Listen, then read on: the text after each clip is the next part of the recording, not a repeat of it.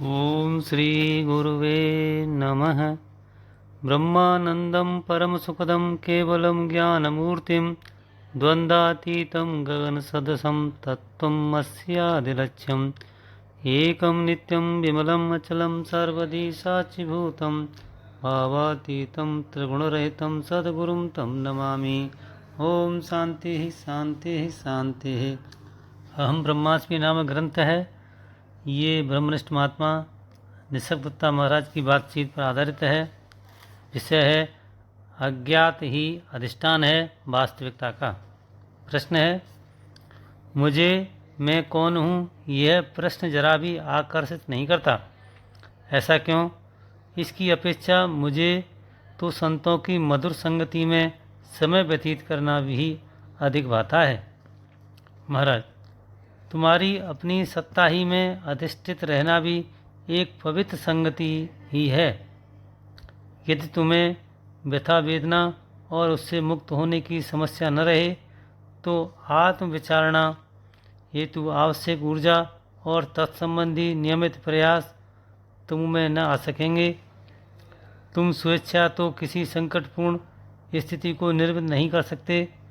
यह स्वतः स्वाभाविक हो, यही आवश्यक है। अगला प्रश्न, कोई स्वतः स्वाभाविक संकट किस प्रकार उत्पन्न होता है? महाराज, यह प्रतिक्षण ही उत्पन्न हो रहा है, परंतु तुम पर्याप्त सावधान नहीं हो।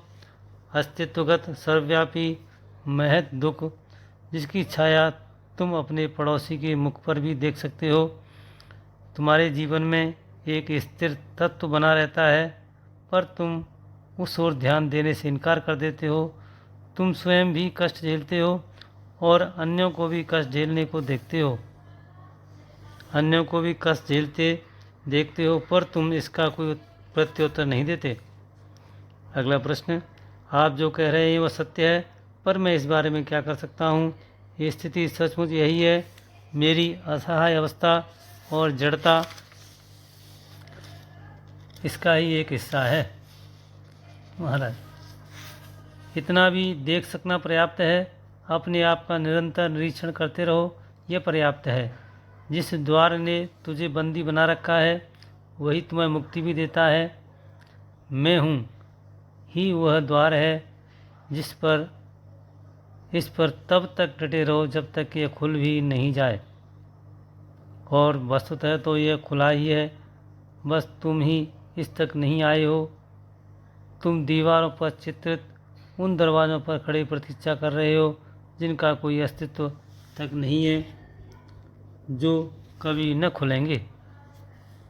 अगला प्रश्न, हम में से अनेक किसी न किसी समय कुछ मात्रा में मादक द्रव्यों का सेवन करते रहे हैं।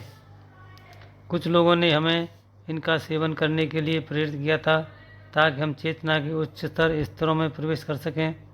इसी ध्येय की प्राप्ति हेतु कुछ अन्य लोगों ने हमें अनिबंधित यौन क्रिया कलापों में संलग्न होने की सलाह दी। इस विषय में आपका क्या विचार है? महाराज, इसमें संदेह नहीं है कि जो मादक द्रव्य तुम्हारे मस्तिष्क को प्रभावित कर सकता हो वह तुम्हारे मन को भी अवश्य प्रभावित कर सकता है और संभवतः तुम्हें सारे अपेक्षित अद्भुत अनुभव भी प्रदान कर सकता है। पर वह मादक द्रव्य जिसने तुम्हें जन्म ग्रहण करने का और उस सुख की खोज करते हुए जो न तो आता है और न ही टिकता है, दुख और भय से जीते रहने का अद्भुत अनुभव प्रदान किया, उसकी तुलना में अन्य सारे मादक द्रव्य भला कहाँ ठहरते हैं। तुम्हें इस मादक द्रव्य, इस विष की प्रकृति के बारे में खोजबीन करना चाहिए और इसका प्रतिविष ढूंढ निकालना चाहिए। जन्म जीवन मृत्यु वे एक हैं। पता लगाओ कि उनका कारण कौन है। तुम्हारे जन्म लिए जाने से पूर्व ही तुम्हें नशा दिया जा चुका था। वह नशा किस प्रकार का था? यह संभव है कि तुम शायद अपने सारे रोगों का उपचार कर लो और उनसे छुटकारा पा लो, पर फिर भी तुम इस गहनतम मौलिक नशे के प्रभाव से मुक्त नहीं होते, तो सतही उपचारों का महत्व क्या रह जाता है? ओम शांति शांति शांति।